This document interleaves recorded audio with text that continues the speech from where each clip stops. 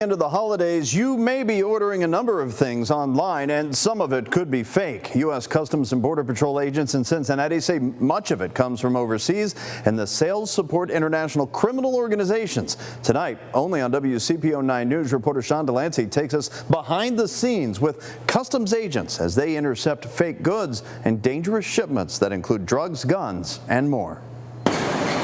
Every night, as many as 250,000 packages come through the Port of Cincinnati.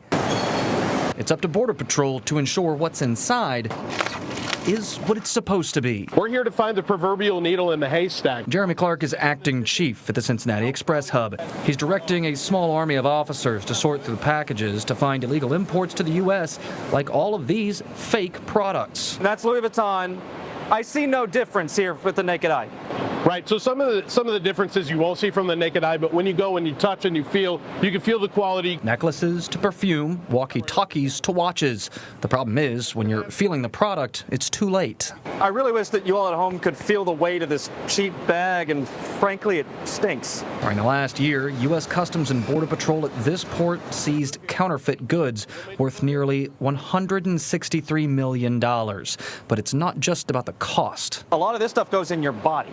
And injected via syringes. This is counterfeit Botox. It's blamed for hospitalizing people across the country. This is botulinum toxin. It is one of the most powerful toxins on the planet. Yeah. Port Director Eric Zisselman ran me through just one seized package. Moxicare, it's like amoxicillin, right? Prednisone, a number of drugs here that are like Xanax. And by the way, all of this came in the same shipment. Something is amiss here, right? Officer Clark says the counterfeit watches lose you money. The counterfeit drugs could make you sick, and the profit from them often makes criminals rich. Proceeds of these goods have gone to support transnational criminal organizations involved in human smuggling, terrorism, narcotics trafficking. This port seized nearly 10,000 pounds of narcotics over the last year, detected in part with this massive X-ray machine. This is the Gemini machine. Some of the seizures will be tested in this room on the Gemini machine. This is the MDMB at NACA. This will eventually be a synthetic marijuana.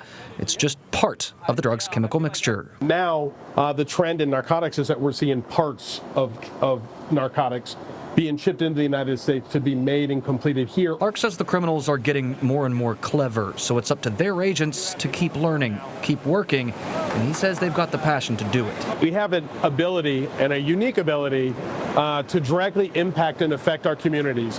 We have the ability here to target, prevent illicit goods from entering the country. It's not excessive to say that there are people alive today because of the work that your officers do. I believe that 100%.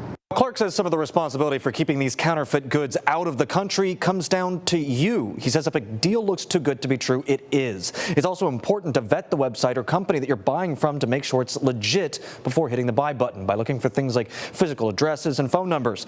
It's unlikely you'll get a refund from a sketchy company shipping fake stuff into the U.S. Sean Delancey, WCPO 9 News.